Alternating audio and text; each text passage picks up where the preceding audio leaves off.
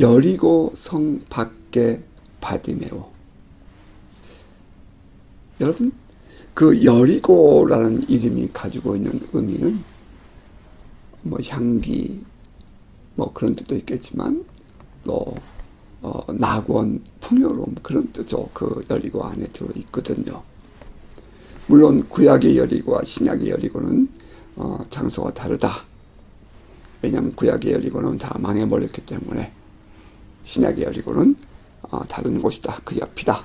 그렇게 얘기를 하지만 어쨌든 간에 여리고 그러면 우리에게 생각되는 것은 풍요로움이죠. 그 안에 여리고 안에 살고 있는 사람들은 넉넉했어요. 모든 생활이 안정적이었습니다. 보편적으로 한 도시가 성을 두껍게 만든다는 것은 자기들의 삶의 환경을 안전하게 외부로부터 보호하기 위하여 만드는 것 아니겠어요? 그 성이 더 부유하고 더 강력하면 강력할수록 그 도시가, 그러면 성은 더 튼튼해지겠죠.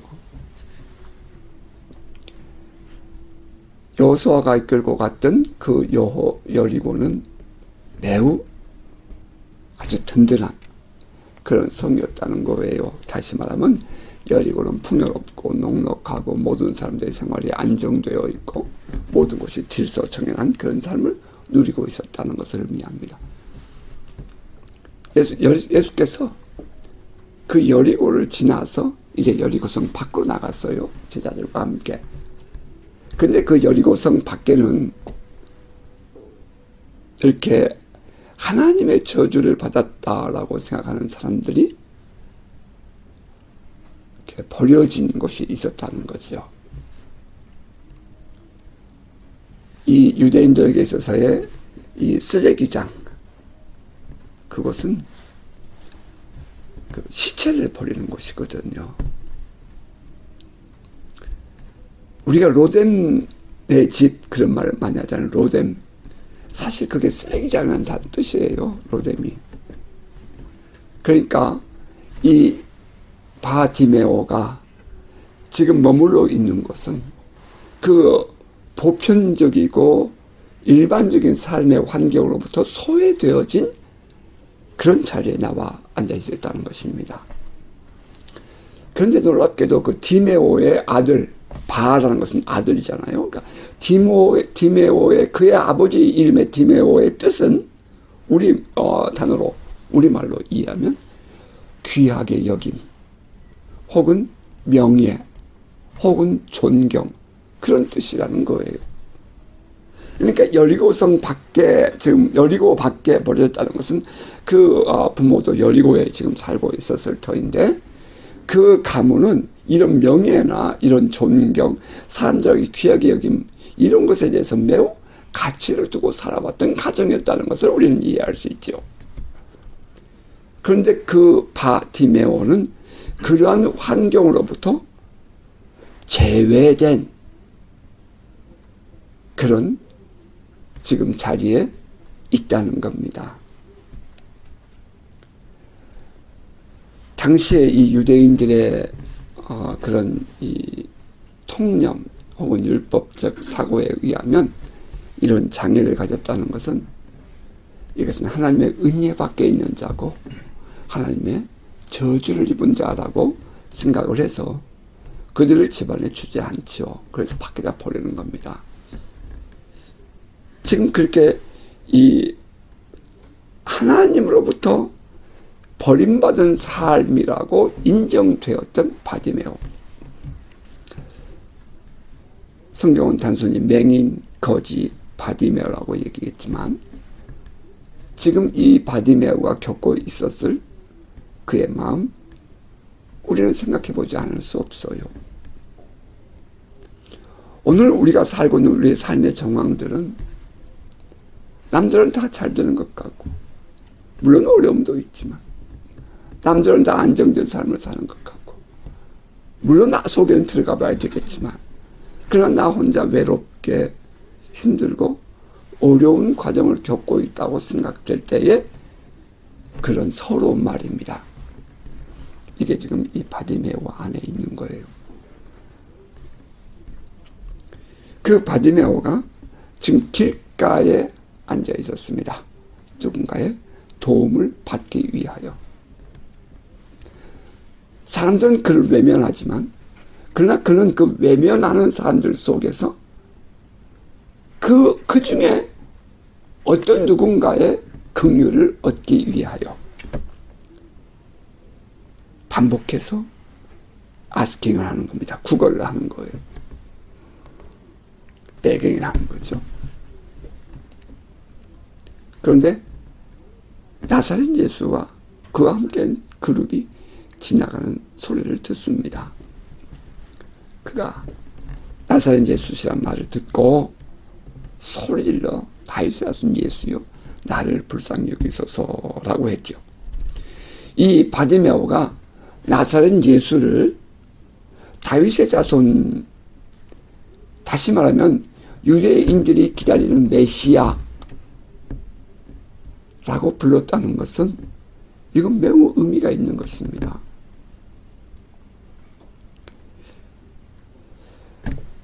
유대인들이 기다리는 것은 메시아가 오셔서 우리를 구원해 주실 것이라.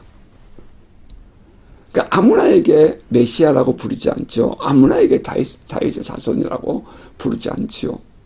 그가 오셔서 이 땅을 이스라엘을 회복하시고 이곳에 하나님의 다스리심을 이루어 주시리라.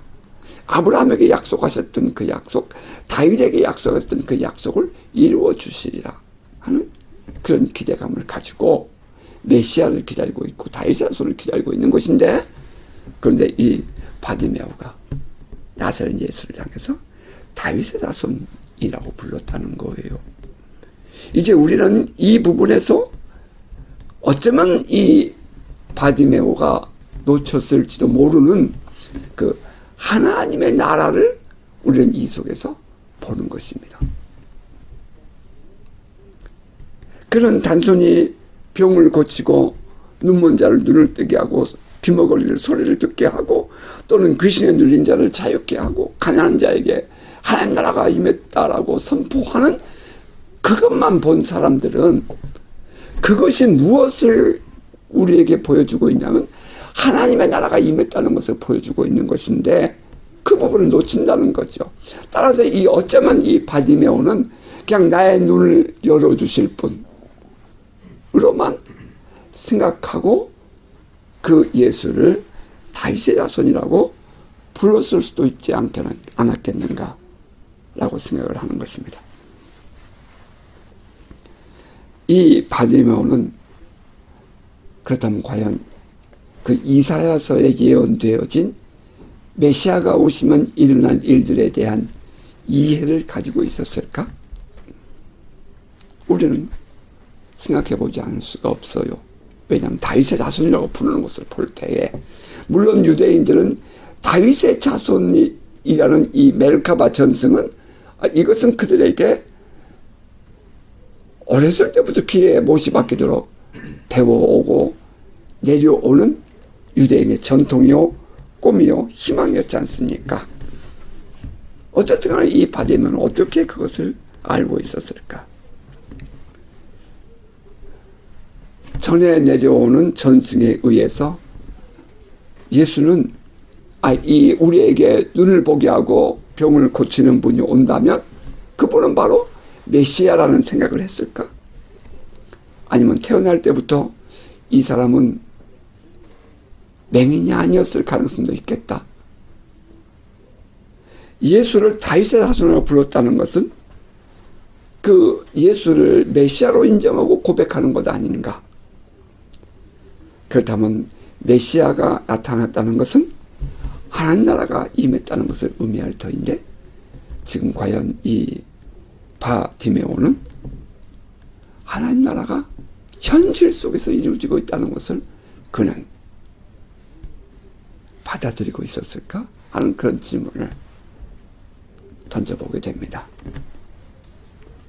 현실 속에서 병든 자가 고쳐지고 귀신이 쫓겨나고 눈먼 자가 눈을 뜨고 귀머리가 소리를 듣게 된다면 그것은 하나님의 나라가 현실 속에 이루어지고 있는 증거라고 이사야 선지자는 말하고 있습니다. 그러나 당시 사람들은 예수 안에서 드러나는 이러한 하나님 나라를 그것은 보지 못하고 단순히 병을 고치거나 기적을 일으키는 정도로만 보았다는 거예요. 복음서에서는 예수께서 병을 고치고 귀신을 쫓아내고 눈을 뜨게 하고 안진병을 일으키는 등의 그런 사역을 구원이라는 단어를 쓰거든요. 구원이라는 단어를 써요. 다시 말하면 힐링도 구원이고 딜리버런스도 구원이고 또 죄사함도 구원이고 그러니까 귀신을 쫓아내고 하는 것도 다 구원이에요. 그 똑같은 단어를 써요. 병을 고치는 것도 구원이라고 써요. 그것은 바로 하나님 나라가 이 땅에 일어났을 때, 임했을 때 일어나는 그런 현상들이거든요. 그런데 일반적인 사람들은 예수가 그 일을 행하는 것은 받아들이지 못하는 거예요. 그 예수에 대한 선입견 때문에. 놀라운 일이죠. 그럼에도 불구하고 예수는 가는 곳마다 하나님 나라가 임했다라고 하면서 그런 사역을 보여주시는 거예요. 우리는 이것을 이제 옛날에는 메시아닉 사인이라고 얘기해서 예수가 메시아라는 사인을 보여준 것이었다. 그러면 예수가 메시아라는 사인을 보여줬다는 것은 곧 다시 말하면 하나님의 나라가 임했다는 뜻이거든요. 그래서 사람들은 거기까지 가지를 못하는 게 참 안타깝고요. 오늘날도 우리 많은 신앙인들이 그 하나님의 나라가 오늘 우리의 삶에서도 이루어질 수 있다. 이루어지고 있다는 이 사실을 알지도 못하고 받아들이지 못하고 있다는 거예요. 이것이 이 하나님 나라의 현재성을 지금 전하고 있는 나에게 사실은 아픔이에요. 다윗의 자손인 예수를 통하여 일어나는 구원사역, 이것이 하나님의 나라이고 그 안에는 눈먼 소경의 눈을 뜨게 하는 것도 들어있었죠. 바디메오가 이것을 받아들였다는 건 참으로 놀라운 일입니다. 다시 말하면 당시의 율법학자나 서기관자나 대제사장들과 같은 그런 종교 지도자들은 예수를 다윗의 자손으로 인정하지 않는데 이 바디메오, 하나님의 저주를 받았다라고 사람들에게 버림받은 그 일반적인 사회적인 통념과 사회적인 모든 삶의 환경에서 제외된 삶을 살고 있는 그 바디메오가 예수를 향해서 다윗의 자손이라고 불렀다. 이거 엄청난 변화인 것입니다.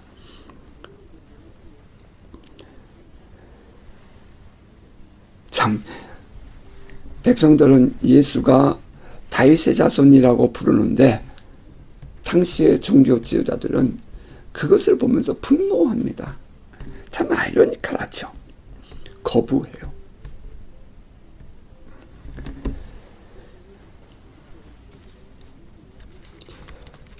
바디메오, 이 땅에서 살며 경험하는 그 놀라운 기적과 표적들을 통해서 하나님의 나라를 볼 수 있어야 하는데 어쩌면 오늘 이 시대에 살고 있는 우리는 이 바디메오가 아닌가. 바디메오처럼 말이죠.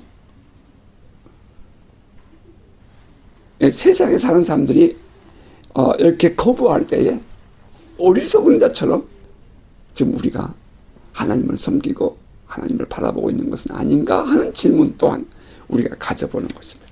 어떻든 간에 이 하나님의 나라가 already 이미 임했다.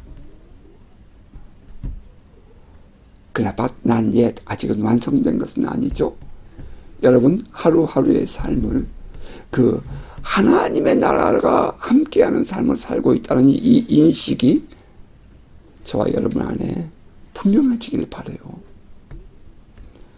아무리 우리가 일상에 발을 딛고 살고 이 세상의 모든 일들에 똑같이 일상적인 삶을 산다 할지라도 이 안에 하나님의 통치가 들어있고 하나님의 다스리심이 들어있고 하나님의 역사가 개입하고 있다는 사실을 여러분이 받아들일 때에 여기는 엄청난 변화가 일어날 것을 믿습니다. 이것이 초대교회 성도들의 삶이었고요. 그래서 God-centered, 하나님의 중심된 삶을 사는 그 사람들의 삶에서 보면 모두가 다 이와 같은 하나님의 나라가 이루어지고 있다 하는 것을 보게 되는 것입니다. 자, 이 바디메오는 메시아를 만나고 싶었어요. 지금 자기가 저주받아서 묶여 있는 거잖아요. 자기가 지금 어떠한 연유에 있었든지 그는 지금 묶여서 버림받은 거잖아요. 그가 태어날 때부터 천성적으로 맹인이었든지 아니면 건강하게 살다 어느 날 무슨 사고로 후천적으로 맹인이 되었든지 어떻든 간에 그 모든 원인에는 하나님의 개입이 있다라고 생각을 하고 더러운 원수의 영향력이 있다라고 생각할 때에 그 자기의 묶음을 풀어줄 그분은 메시아밖에 없다는 것을 이 바디메오는 보았다는 거예요. 오늘 여러분, 저와 여러분의 삶을 정말 진정으로 바꿔줄 수 있는 분 누구라고 생각하세요? 여러분이 내가 이 모든 것을 내가 해결하겠다고 한다고 해서 해결이 될까요? 우리 아이들의 인생을 바꿔주고 또 우리들 자신의 삶을 바꿔주고 우리가 내 모든 삶의 정황들을 내가 정말 복되게 살고 싶다고 여러분이 계획하고 했다고 해서 그것이 다 그대로 저절로 되든가요? 지금 우리들의 모든 삶을 혹여나 내가 지금 돌아볼 때 나의 실수로 나의 어떤 그 원수의 어떤 그런 이 장난으로 우리가 이렇게 아픔을 겪고 있다고 할 때에 그것을 해결해 줄 수 있는 분은 그분이 메시아다. 그분이 우리의 하나님밖에 없다. 구세주밖에 없다. 라고 인정하는 그 믿음이 먼저 우리에게 필요하다는 거예요. 여러분 그것을 인정하시나요? 동의가 되시나요? 진정으로? 이 바디메오는 그 자기를 그 버려진 자리에서 구원해 주실 분, 세이브 해 주실 분, 혹은 그 묶음으로부터 나를 풀어 주실 분, 딜리버 해 주실 수 있는 분, 그분이 메시아라는 거지요. 그분밖에 없다는 거지요. 그래서 예수가 지나간다는 소리를 들으면서 부르짖는 거예요. 다윗의 손 예수요. 지금 만약에 이 예수를 메시아를 만나지 못하면 언제 이런 기회가 올 수 있을지 모르는 거예요. 그러므로 소리를 지르죠. 다윗의 손 예수요, 나를 불쌍히 여기소서. The son of man, son of David, Jesus, have mercy on me. 그런데 사람들은 이 바디메오를 무시하죠. 꾸짖어요. 천하게 봤다는 거죠. 아래로 내려봤다는 거죠. 하지만 바디메오는 그때 더 큰 소리를 지릅니다. 다윗의 손이여, 나를 불쌍히 여기소서. 여러분 안에 이 간절함이 있을 때에 메시아의 타치가 일어나는 거죠. 우리 안에 이와 같은 간절함이 있을 때에 나의 인생이 지금 흘러가는 나의 인생이 바뀌는 거죠. 오직 예수밖에 답 없어요. 예수를 만나지 않고서는 방법 없어요. 그냥 이렇게 하루하루를 살기에는 너무 아깝잖아요. 그때 그렇게 나는 몸부림치고 애쓸 때 내 주변의 사람들이 나를 도와줄 것 같고 예수를 잘 따르던 사람들이 나를 도와줄 것 같지만 그렇지 않아요. 나와 생각을 같이 해줄 줄 알았던 사람들은 절대로 그렇지 않아요. 조용히 해라, 잠잠히 해라, 시끄럽다, 왜 그렇게 해야 되냐, 막 별의별 소리 다 하죠. 참 감추어진 아픔이에요. 뭐가 맞니 안 맞니? 그래, 그건 당신이 넉넉하니까 그따위 소리 하는 거야. 배가 고파봐. 내가 지금 죽음의 사선에 서 있어봐. 내가 지금 나의 삶을 벗어나야 한다는 이 목마른 자리에 있어봐.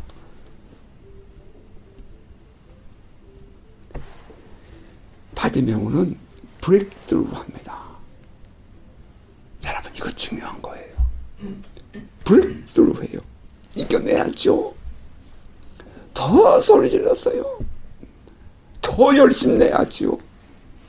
우리 안에 그냥 한때 열심을 냈다가 쓰러져 버린 우리의 마음과 우리의 영성들, 여러분 생각해 보세요.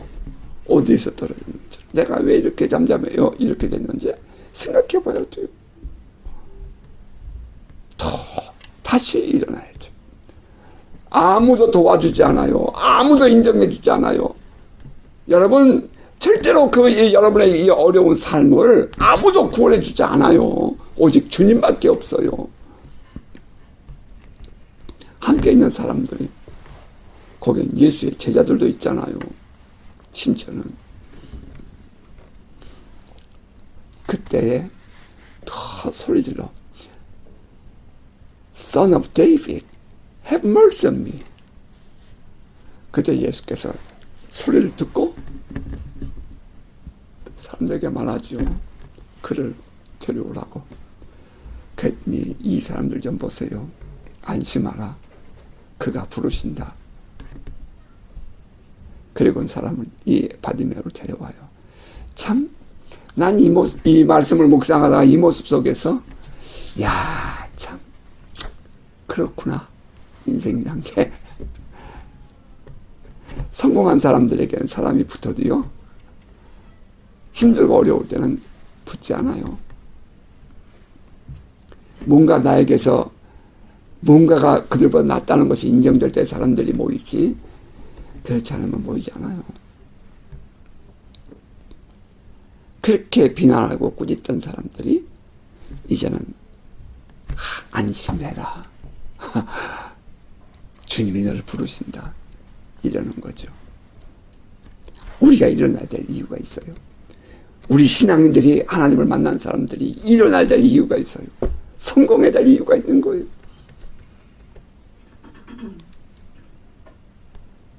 예수께서 부르신다는 말을 듣고 그가 겉옷을 내버리고 일어나서 예수께 나아갑니다.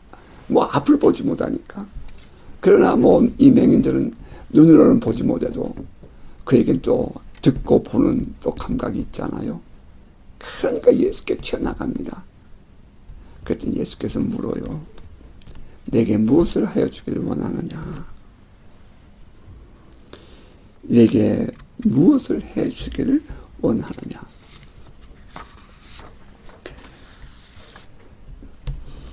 예, 선생님, 보기를 원합니다. What do you want me to do for you? Rabbi, I want to see. 나는 이 바디메오를 묵상하면서, 아니, 시각장애인이 보기를 원했다, 맹인이 보기를 원했다 한다면 이 사람은 보는 것에 대한 이미지, 보는 것에 대한 환상, 보는 것에 대한 지식과 이해가 있었다는 얘기죠. 아예 처음부터 보지 못하는 사람이라면 보는 것이 뭔지 알겠어요? 그렇잖아요. 아예 처음부터 이 보는 것이라는 것에 대해서 경험이 없거나 이해가 없는 사람이라면 어떻게 내가 보기를 원하는 애다라고 말했을까요? 나는 그런 의미에서 어쩌면 이 바디메오는 후천적인 시각장애인일 수 있겠다라는 생각을 해보는 거예요. 여러분, 후천적이라는 이 단어가 매우 아파요. 나는 우리 이 몸에 장애를 가진 사람들에게서 가장 마음 아프게 생각하는 사람, 바로 이 앞을 보지 못하는 맹인들이에요. 색깔을 볼 수가 있나요? 세상을 볼 수가 있나요? 예견을 할 수 있나요? 뭐 보아야 예견도 되잖아요. 그런데 이 보던 사람이 못 보게 되었을 때, 보던 사람이 못 보게 되었을 때 더 힘든 겁니다.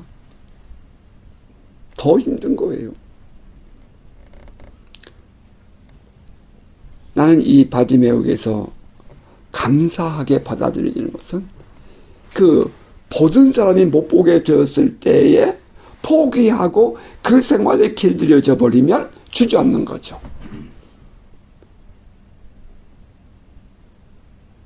지금 그가 겪고 있는 어려운 생활에 길들여져 버리면, 그 가난한 영성으로 길들여져 버리면 거기에 그냥 빠져버리는 거예요, 평생을. 그런데 이 바디메오는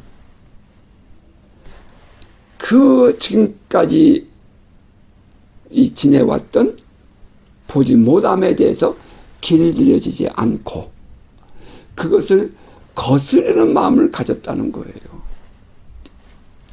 여러분 안에 이 영성이 화들짝 깨어나길 바라요. 흘러가는 큰 트렌드를 막을 수 있는 힘은 주님밖에 없어요. 그 주님께 여러분의 마음을 두고 여러분이 그 꿈과 비전을 회복해야 돼요. 길들어지면 더 이상 길이 없어요. 계속 그냥 망하는 거, 내려가는 길이지. 이 세상은 절대로 가만히 두면 돌아서지 않아요. 그냥 계속 그렇게 흘러가지. 나는 이 바디메오에게서 참 너무 감사한 마음을 들어요. 그 현실 생활에 길들여지지 않고 그냥 흘러가는 그런 모습이 아니라, 그러니까 길들여지고 흘러가는 모습이 아니라 길들여지지 않고 그것을 거스르는 그런 이 영성이 있다는 것.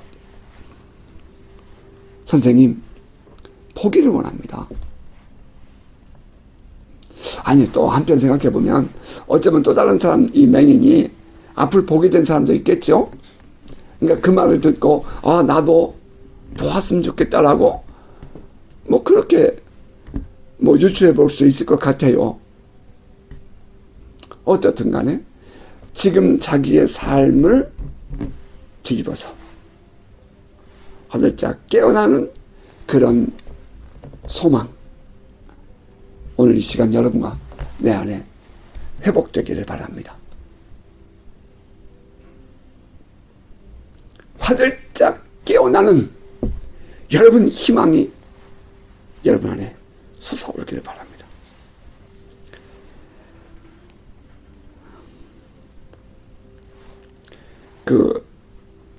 지금 버려진, 가난해진, 모두가 떠나버린, 자기 혼자밖에 남아있지 않는 소외감 속에 길들여져 가고 있는 그 소경, 거지, 바디메오. 그의 인생을 바꾸는 것은 바로 그 안에 있는 소망 때문이었어요. 그 안에 가지고 있었던 꿈과 비전이었어요. 그런데 그 꿈과 비전을 어디다 두었죠? 메시아에게 두었죠. 예수 그리스도에게 주었어요. 오늘 이 말씀은 그러면 그때 이 바디메오에게만 이 가능한 말씀입니까? 오늘 저와 여러분에게도 가능한 말씀입니까?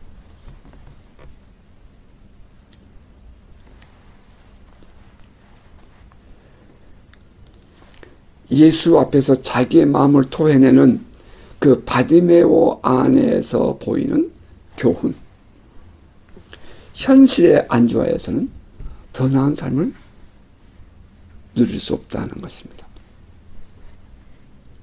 현실에 안주하여서는 더 나은, 지금의 그 생활을 벗어난, 나의 한계를 벗어난 삶을 누릴 수 없다는 거예요.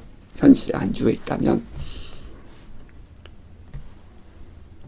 두 번째, 이 바디메오에서 보이는 것은 지금 자신의 장애는 어떤 이유에서든 그것이 외부로부터 주어진 것이라면 그것을 풀어주고 거기서부터 나를 구원해 주실 분은 예수 그리스도밖에 없다는 사실을 받아들였다는 거죠. 오늘 나와 여러분의 삶을 건져주실 분이 누구예요? 메시아밖에 없어요.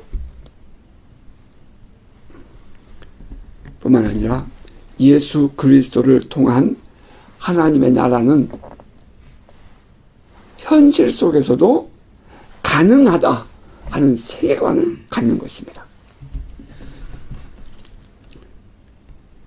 이것은 이제 종교적인 신앙생활과 참된 기독교 신앙의 차이일 거예요. 하나님의 나라는 초자연적이고 심리적이고 영적이잖아요.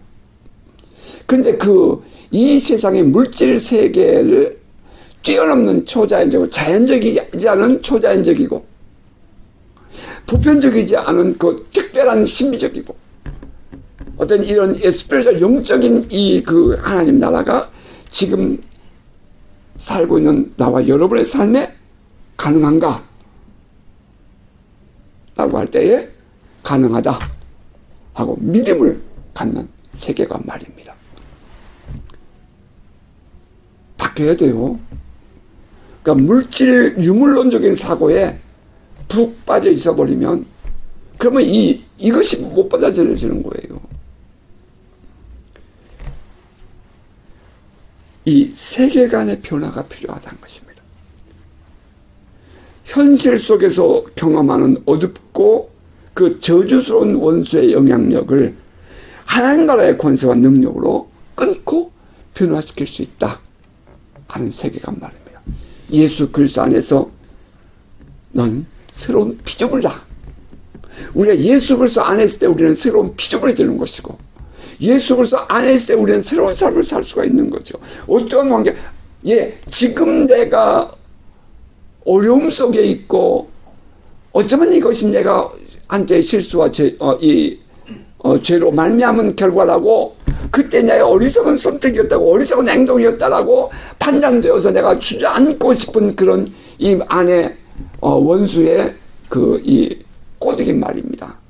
스가랴서에 있는 것처럼 그 원수의 꼬드김, 욥기에 있는 것처럼 하나님의 그 존전 앞에서 그 꼬드김.